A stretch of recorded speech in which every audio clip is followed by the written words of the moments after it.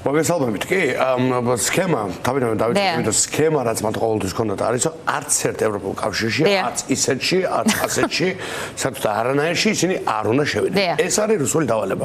ყველაფერი სხვა ამასთან არის მეორადი. ეს პირველი. მეორე და ჩვენ გვახსოვს საბოტაჟი, რაც მათ გაუწევიათ, ხო, ევროინტეგრაციის კურსის მიმართ. ხო, მთელი რიგი დაკავებებით, ზუსტად ყველაზე კრიტიკულ მომენტებში, საპირისპიროს კეთებით. ანუ რა ჩანს აქედან, ხო, ლოგიკური თვალსაზრისით ჩანს ის, რომ ყოველთვის როცა შანსი იხსნება, ქოცები აკეთებენ რაღაცას შეგნებულად იმისთვის, რომ ეს შანსი არ განხორციელდეს და არ მოხდეს ამ შანსის სრულყოფა. ანუ საქართველოს არ დაუახლოვდეს რეალურად ევროპულ კავშირს. ეს მეორე, რაც ასევე ვიცით ისტორიული ტენდენციის კუთხით, ხო? ეხლა ეს დღევანდელი მისი გამოსვლა არის ამისი დასტური პრინციპში, იმიტომ რომ აი ხა ნებისმიერ ნორმალური მთავრობა რო ავიღოთ, ხო? ყველა ქართული ხელისუფლება, პროქართული და პროეროვნული ხელისუფლება მიესალმებოდა ამ მექანიზმს და ვიტყვი კიდევაც რატომ? ზადეთ ეს აქვს მნიშვნელობა. ეს ეხლავე ახსნათ პრინციპში კი, იმიტომ რომ ეს მექანიზმი თუ კი საერთოდ შედგა, იმიტომ თქვენ სწორად აღნიშნავთ, შეიძლება საერთოდ არ მოხდეს მსგავსი რამ. მარტა კოსი არის ევროკომისარი. ევროკომისია არ წყვეტს ცალკეულად ასეთ რაღაცებს.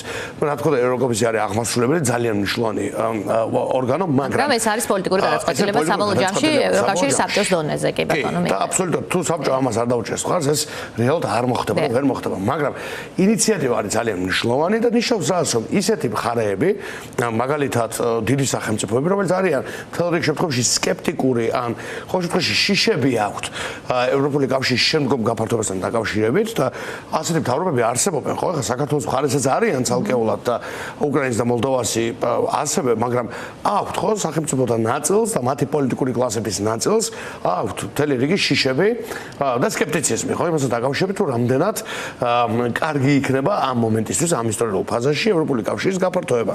და ეს ინიციატივა რეალურად არის ნაბიჯი იმისკენ, რომ ამ ტიპის აქტორებს მეტი კომფორტი მიეცეთ. და თქვენ რომ კარგი, ოკეი, თუ ჩვენ გვაქვს რაღაცა პირველი უსაფრთხოების მექანიზმები, რომ დავაზღიოთ, რომ ახალი ორბანი არ მივიღოთ, ან რაღაცა ქოცების მაგვარი წარმონაქმნი არ მივიღოთ ევროპაში, რომელსაც ჩვენ მივიღებთ, იქ რაღაცა დოტაციას მივცემთ, ხო, რაღაცა დაფინანსებას მივცემთ, ხო, დავეხმარებით, რომ ხიდი ააშენოს, დავეხმარებით, რომ უკრაინის გზები კონდეს, მეტი მშვიდობა კონდეს და მე უცებ გამოვა და დაგვიწყებს თითის კრევას, აი ორბანოიდულ ქოცურად, ხო, ამისგან უნდა თავის დასხვევა, თუმცა რამე არის გასამტყუნებელი, ამაში მე მგონი ძალიან ჯამთელი სენტიმენტია, ხო? და ჯერ კიდევ ორბანის ყოფნის დროსაც იყო ამ მექანიზმზე საუბარი, რა უნდა ქნას მაგალითად ევროკავშირმა, როცა უკრაინის საკითხში მაგალითად ერთსულოვანია უკრაინის დახმარების საკითხში მთელი ევროკავშირი და ამას ბლოკავს ბოდიშვიხტი უჩიჩი გამახსენდა ხა ორბანი, რომელიც პუტინის ტრუას ცხენად აღიქმებოდა მუდმივად ევროკავშირში, ხო? კი, ამიტომაც ერთი არის ეს აი safeguard-ების ან დამცავი მექანიზმის ნაწილი და მეორე არის ეტაპობრივი, ანუ გრადუალური ფაზებად დაყოფილი ევროინტეგრაციის შექმნა, ხო, პროცესის. ანუ ეს ასნიშნავს თუ კი საერთოდ დამტკიცდა, რომ სახელმწიფოებს ეკრებათ ეტაპობრივი ფაზებად გაწერილი ინტეგრაციის მომენტი, ხო, რაც ნიშნავს იმას, რომ ისინი გარკვეული პოლიტიკური პროცესის შედეგად, ამ შემთხვევაში მისი დაკმაყოფილების შედეგად შევლენ უკვე სრულფასოვან წევრებად და ესეც არის თავდაცვის ინსტრუმენტი და ძალიან სწორი ინსტრუმენტია. და ჩვენთვის, მოდი ახლა შევხედოთ ქართული პრიზმიდან, ხო? ჩვენთვის ეს არის წამალი, გასაღები, რომ აი სკეპტიკოსები რო არიან, ვინც ამბობენ, რომ იცი ქართულებს აქვთ სულ კრიზისი მაგალითად, ხო? ქართულებს აქვთ ეს, აქვთ ის რაღაცა ეკონომიკური სტაგნაცია, პოლიტიკური სისტემა არ არის გამართული.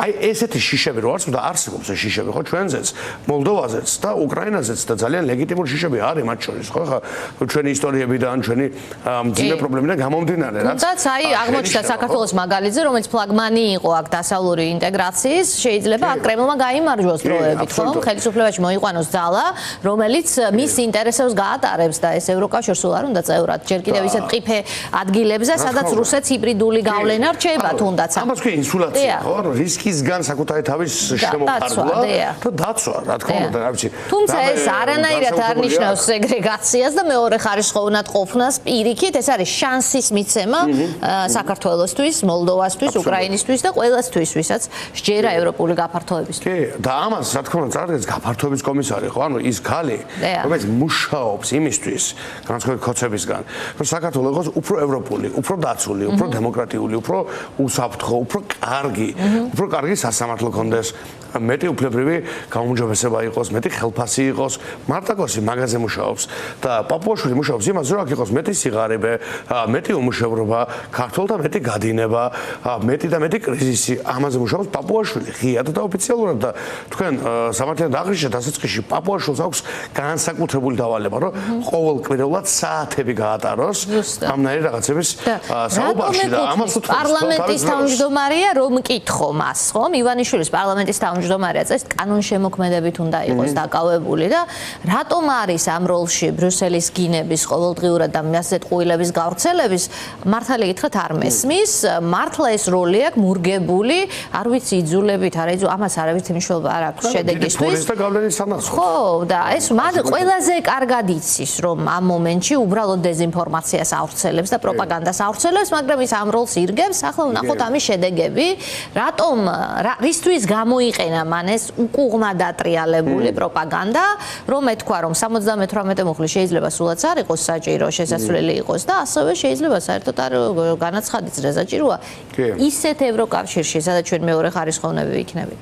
ხო, აი ეს არის მე ვფიქრობ მთავარი ამბავი, რეალური, ნამდვილი მთავარი ამბავი, რაც არის ის, რომ და ჩვენ ასე შევაფასეთ კიდევაც დღეს ლელოძლიერ საქართველოში, ეს არის ძალიან პირდაპირ განაცხადი იმასთან დაკავშირებით, რომ ქოცებს არავითარი ევროპა არ სურთ, ჩვენ ხა ვიცით რომ მათ არ სურთ ევროპა, ვიცით რომ გააჩერეს ევროპული კავშირისგან სვლა, მაგრამ ფორმალურად შენარჩუნებული აქვთ და ესეც პრობლემაა კრემლისთვის როგორც ჩანს, ხომ? რომ განაცხადი რჩება ევროპაში. რა თქმა უნდა, ჯერთი კონსტიტუციაში რჩება ის 79 მუხლი, ეს ერთი და ფორმალურად რიტორიკულად თუნდაც მათ შორის პაპუაშვილის, კობახიზის და სხვების პოლიტიკურ რიტორიკაში კვლავ არის ხო ევროპული კავშირი როგორც რაღაცა ყბადაღებული მოცემულობა, ოდესღაც იქით წავალთ, ასე თქო და აი ტყვილი და ნებისმიერი ნორმალური ადამიანი არც კი ვაკადრებს საზოგადოებას ეს შევახსენო, მიხვდება რომ ეს აი ტყვილი, ხო? თუ ამას ვინმე ხვდება, სხვა ტიპის პრობლემა იგვეთება აქ, ხო? ყველაფერი კეთდება იმისთვის, რომ საპირისპირო მიმართულებით წავიდეთ. აი უკლებლი ყველაფერთან, რაღაც ცოტა რაღაცები კი არა, ან აბსოლუტურად ყველაფერი, აი ხაზგასმით, ხო? ხა ამაზე ცხადად ვერ დაგანახებს ვერავინ, ეს ქვეყანა არ მიდის ევროპული კავშირისგან და პირიქით მიდის სრული გეზით სხვაგან. მაგრამ დღეს უკვე მე ვფიქრობ კეთდება არ მარტო დღეს ერთი კვირის წინ კობახიძე თქვა რომ მთავარი სტრატეგიული პარტნიორი არის ჩინეთი და ჩვენ მაშინაც გამოვიხმაროთ ცხადად და თქვით რომ მთავარი პარტნიორი ჩინეთი ვერ იქნება. ჩინეთი შეიძლება იყოს ერთ-ერთი პარტნიორი, მაგრამ არა მთავარი პარტნიორი, იმიტომ ჩინეთი ვერ ჩანაცვლება აშშ-ს და ევროპულ კავშირს და ახლა ვისმენთ უკვე იმასაც რომ ევროპული კავშირი ვიცი რა თუ ასეთი იქნება საერთოდ არ გვინდა. აი საერთოდ არ გვინდა შეიძლება ისტორიული კვირა აღმოჩნდეს, იმიტომ რომ ეხლა დაიწყეს ამის შემოყარება. აქამდე ეს პირველი შემთხვევაა, გეთანხმებით, ეს ამიტომ არის. ტრიქონებს შორის ნათქვამი ძალიან ღიად, თავარი სათქმელი, მთელი ამ პასკვილის და დღევანდელი კომენტარის ეს იყო დიდი ალბათობით. რომ საერთოდ არ გვინდა, რომ რამე საერთოდ არ გვინდა. ეს უთქვამთ მათ პროპაგანდისტებს, ანუ ალაგ-ალაგ და ხაინდრავალს და სხვა მსგავს სამარცხვინო წარმონაქმნებს. მაგრამ მათ არ უთქვამთ. კი, კიდე სკივში თუ კიდე ბანში კაცის ისის გამოაგდებს ხოლმე, აქეთ ხაინდრავა, ეს პროპაგანდისტები გამოაგდებენ ხოლმე ამ ტიპის რიტორიკას. მაგრამ არც ერთ უფლებამოსილ პირს და მე თვითონ ერთ-ერთ პირველ პირს როგორც არის პაპუაშვილი ეს აქამდე არ უთქვამს. ყოველთვის ისინი ამბობენ რომ 20-20 წელს ხო და როცა იქნება სწორი პირობები, მაშინ რა თქმა უნდა ეს არის ტყვილი, მაგრამ აი ეს რიტორიკული ცვლილება. პირველად თქვენ რომ ასეთ ევროკავშირში არ გვინდა და დავფიქრდეთ უნდა. ამიტომ ხო, ეს ჩვენ მივიჩნევთ, ეს არის განაცხადი იმასთან დაკავშირებით, რომ ისინი ამზადებენ ფორმალურად უკვე და ყურსაც აჩვევენ, მაგრამ ფორმალურ საბაბსაც, ამიტომ ეს დამთხობა ვერ იქნება, ხო? ერთი ხელით გეუბნება ჩინეთი არის რაღაც მთავარი სტრატეგიული პარტნიორი და მეორე ხელით გეუბნება, რომ იცი რა, ევროპას მე არ ვუნდევა როგორც თანასწორუფლებიანი პარტნიორი და მაშინ არ მინდა მე ეს ევროპა. ხო, მოდი შევთანხმდეთ, რომ არ გვინდა რა, აგერ ჩინეთი, აგერ ყაზახეთი და ასე შემდეგ, ხო? მაგრამ ამას ხომ საგვარდება ეს სცენარი, გარდა იმისა, რომ ქართველისთვის ევროპას ვერ შეცვლი ჩინეთით, ვერც კულტურულად, ვერც რელიგიურად, ვერც მენტალურად, ვერც საფრთხეებში ქართველებმა ძალიან კარგად იციან, რომ ჩინეთის კი არა, პეკინის ერთი უბანი არაა მთელი საქართველო, რამე ისეთ მასშტაბებზე საუბარი. ძალიან დიდი შიშია დემოგრაფიაზეც, ძალიან დიდი შიშია ეკონომიკურ რისკებზეც, ყველამ კარგად იცის, ჩინეთს თეთრი არ ჩაუდია ამ ქვეყანაში, თეთრი. ისიც რაც ჩინელები აშენებენ რომ გესმის, ეგ ჩინელები რომ აშენებენ, ძალიან უხარისხო და ქვე ითქვას, არის ევროპული ფულით, რა თქმა უნდა, ევროპული ფულით არის, რა თქმა უნდა. ხო, რეალურად იყო დასავლური კაპიტალით, ხო, საერთაშორისო კაპიტალი. ნულოვანი ადამიანის უფლებებისა და დემოკრატიის ხარისხი კომუნისტურ პარტიასთან აქვთ იდენტური. კი, ანუ ნახეთ რა გამოდის, აი სწორედ მაგის გაგრძელებად, რომ ჩვენ ერთი მხრივ ვახდენთ დიქტატურის იმპორტს და ვერ ვახდენთ ეკონომიკური სარგებლობის იმპორტს. ჩინეთი არ ინვესტირებს. ეს არის ჩემი გამოგონებული, კი არა, მე ნანახი მაქვს დამუშავებული მაქვს ციფრები, ჩინეთის ინვესტიცია როგორია. ჩინეთი არ დებს აქ არაფერს. არ აინტერესებს ეკონომიკურად, არ აჩვენებს ეკონომიკურ ინტერესს, მაშინ ჭირდები როგორც მაქსიმუმ საკუთარი რაღაცა ეს ამას ქვია რაღაცა სესხის მახე, ხო? ამაში უყვარს ხოლმე გაბმას სხვა სახელმწიფოებს, ბალკანეთში, აფრიკაში და სხვაგან. პორტებზე და ასე შემდგომდე. პროექტებით, იმიტომ იქ თავის დივიდენდს ნახავს და თავის გეოპოლიტიკურ საფრთხეში ჩაქსვამს, ხო? რაც მას აქვს, როგორც კონცეფტი, როგორც რაღაცა იდეა. მე ისე დაგამამს ამ ინვესტიციით, რომ იქით გაქვს ფულის სახელი და ეს არაერთ სახელმწიფოს გაუკეთა, არაერთ სახელმწიფოს გაუკეთა, მაგრამ აი რამე კიდევ დამემატებინა, რომ ამათი საგარეო პოლიტიკის რეალური გაშიშვლებას ატხდება, ხო? იქ რომ არც ერთი პარტნიორი არასოდეს არ უჭერს მხარს არც ამ რეჟიმს, ხო? არათუ საქართველოს, აი გაეროს რეზოლუცია არის კაი დასტური, ხო? კიდევ ერთხელ გავახსენოთ ჩვენს მაყურებელს, ხო? ვითომ გვთავაზობენ ალტერნატიულ პარტნიორებს, მაგრამ ის ალტერნატიული პარტნიორებიც ვერ არიან პარტნიორები. როგორც კი ქართველი დევნილების უფლებების დაცვაზე მიდგა საქმე და მათი საკუთრების უფლების აღიარებაზე, ყველა ეგრეთ წოდებული პარტნიორი, ქოცური პარტნიორი გაიძურცა. არც ერთი მათგანი არცად არ ჩანდა. და მაშინ მე ვკითხობ, რაშია პარტნიორობა? თუ მე არ დამიჭრე მხარი არც გაეროში და არცად, პარტნიორი რაში ხარ? ზუსტად. რომ გადმოვიყო შენგან დიქტატურა? არა, მადლობა. ხო, აქ კიდევ არის ერთი მცდელო, ესეც კრემლის ინტერესია, რომ საქართველოში და ამ რეგიონში არ იყოს დასავლური ინტერესი და კი ბატონო იყოს ჩინური მოჩვენებითი თუნდაც ეს არის კრემლის ამოცანა, ამიტომ მიდის ვითომ ამ გზით ჩინეთი ყოვლის მომცველი პარტნიორი, ამ გზით მიდის ესეც კრემლის, ეს გზაც კრემლისკენ მიდის, მოკლედ ამის თქმა მინდა, როგორც არ უნდა ფუთოს საკუთარი თავი რეჟიმმა, რაც არ უნდა გვეუბნებოდეს, რომ აი რაღაც მოსაზრება და არგუმენტი არსებობს, რომ ახლა დასავლეთი ცუდია, აქ მარტაკოს რაღაც უთქვამს, იქ ჩინეთი უკეთესი პარტნიორი იყო შეიძლება და რაც არ უნდა გვატყუოს, მოკლედ, მაინც ვერ ფარავს თავარ მიზანს, რომ ეს ჯდება არა საქართველოს მოქალაქის ინტერესში პირველ რიგში, არამედ პირდაპირ კრემლის ინტერესში ჯდება და ივანიშვილის როგორც მისი მარიონეტის ინტერესში, რომ აქ შეინარჩუნოს ძალაუფლება ამ ფორმით. ეს ასეა, თქვენი გადასახედიდან მაინტერესებს. ხო, მაგრამ ჩინეთთან უვერტურა ხო, ასე ვთქვი, იმიტომ რომ ძალიან მარტივად ეკონომიკური ინტერესები განსხვავებული აქვს ხოლმე, ხშირად, მაგალითად ჩინეთმა არაერთხელ გამოიყენა რუსეთის საბედისწერო შეცდომა, უკრაინაში შეჭრას გულისხმობ, ის ფატალური სისულელე, რაც პუტინმა ჩაიდინა, მორალურ მხარეს არ აღწევდა. ამაც რუსეთი ჩინეთზე დამოკიდებული გახადა. კი, და ჩინეთმა სცადა იმ წუთში მომენტის გამოყენება, ჩინეთი ძალიან პრაგმატულია, ძალიან პრაგმატულია.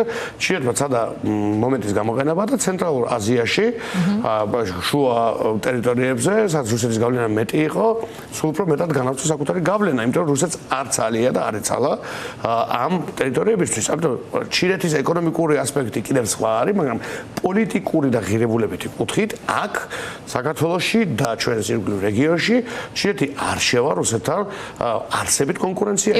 იმიტომ რომ მათი სტრატეგიული ინტერესები თანხმდარში. მაგალითად, არც ერთს არ სურს გაფართოვდეს ნატო. და ჩვენ ვიწერია ჩვენს დნმ-ში პოლიტიკურ ჩვენ კონსტიტუციაში. აი ამას როგორ მიფუთავს ქოცი? ასე, აღარ არის საჭირო, დასავლეთთან პარტნიორობა გვეუბნება პირდაპირ. ჩვენ ვიწერია კონსტიტუციაში, რაც განცხადებული გვაქვს როგორც ერს, რაც არის ჩვენი კრედო, რაც არის ჩვენი უსაფრთხოების ფარი და საწინდარი.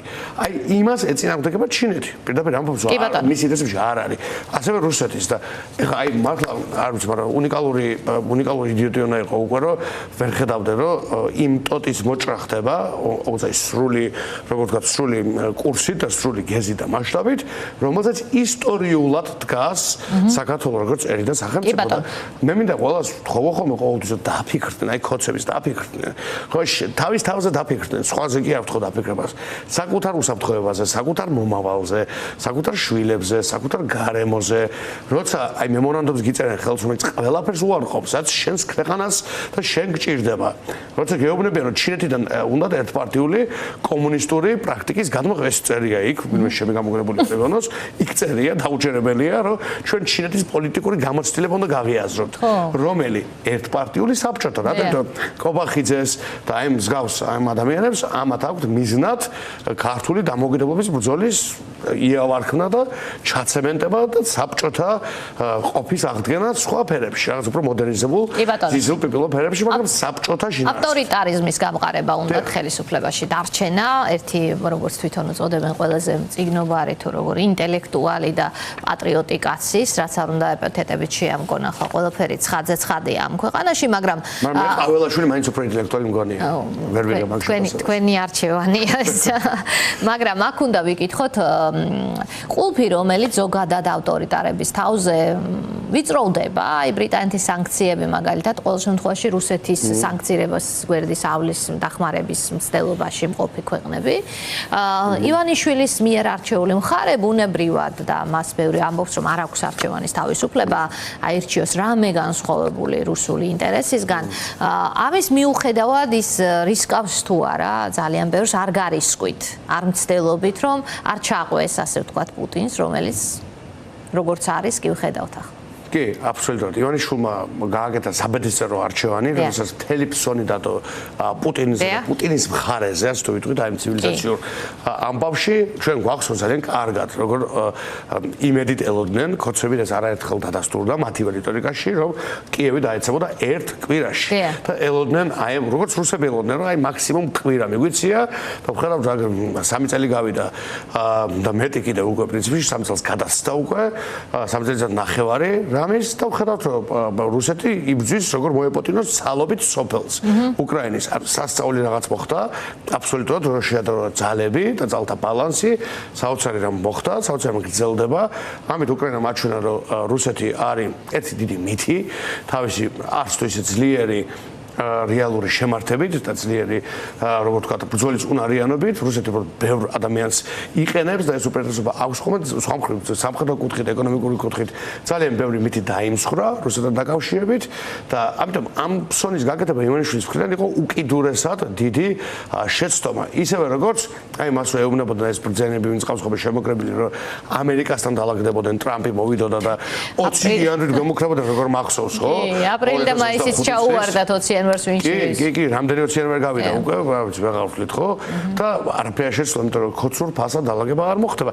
აი როგორ ხალხსაც უსმენს, რა ანალიტიკაც გააჩნია, ეგეთივე სცენარები გააჩნია. ახლა ვუჩიჩი ყავთ მაშველურ გოლად ჩამოყვანილი. ხო, ესე იგი ურბანი აღარ ყავს. ერევანში ვინ არიან ესეც გავიხსენე.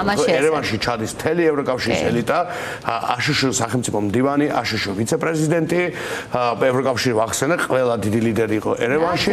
იქ ხდება ამბობ და აქ ჩამოდის ვინ?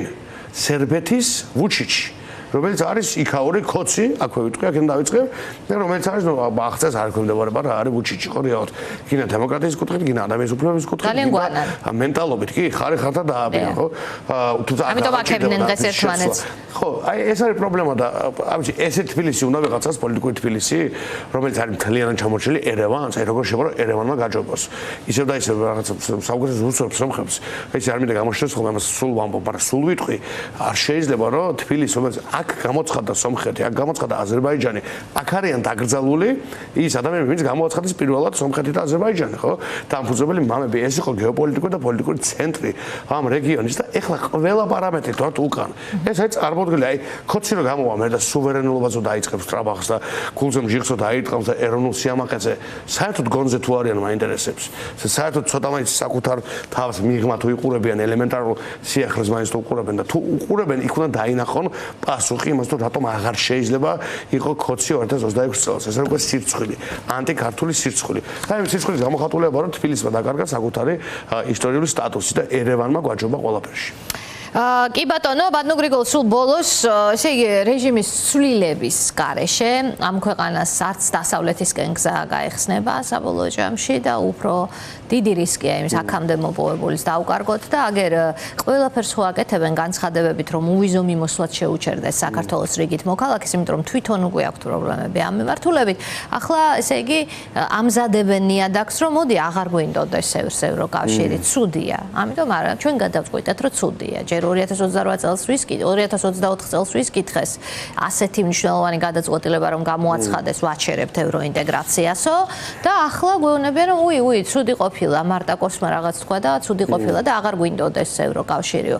აი ასეთი ინფანტილური დამოკიდებულება ამ ერის ისტორიული არჩევანის წინაშე არ ვიცი როგორ პასუხს იმსახურებს საბოლოო ჯამში რომ ეს აღარ იყოს ამ ქვეყნის რეალობა 21 საუკუნეში მართლა სადაც ყველაფერი ცხადზე ცხადია ტყუილი ძალიან მარტივად გაშიფრვადია ხომ და ეს ხალხი ყოველდღიურად ატყუებს არ ვიცი ვის ჯერა მათი მაგრამ ვისაც ჯერა იმ ხალხს ყოველდღიურად ატყუებს კлау ხო ერთადერთი გამოსავალი ძალიან მარტივად არის ამ რეჟიმის პოლიტიკურ სანაგვეზე განთავსება მათი ადგილი არის პოლიტიკურ სანაგვეზე ისტორიის სანაგვეზე და ისინი აღმოჩნდებიან აქ ეხლა ამისთვის უნდა იმუშაოს მშვიდობიანად სრულიად ქართულმა ხალხმა მათ შორის იმ ხალხმა ვინც აი ხაზი მინდა გავუსვა 2024-ში შევა მიგეცა ხმა ამათვის მაგრამ ოქტომბერში მაგრამ 28 ნოემბრის მერე ამათ რო უჭერ მხარს ეს ნიშნავს იმას რომ შენ გინდა ამ ქვეყნის გადაგვარება იმიტომ 28 ნოემბერს მათ გამოაცხადეს სრული სპექტრი გადაგვარებისა ამ ქვეყნის და სხვადასხვა აი ახალ არჩევანზე როცა საუბარი ასე ჩვენ ყველანი ვითხოვთ დემოკრატიული ძალები და საზოგადოების დიდი ნაწილი ეს ახალი არჩევანი მარტო იმიტომ კი არა 24 გაყავდა ოქტომბრის არჩევნები.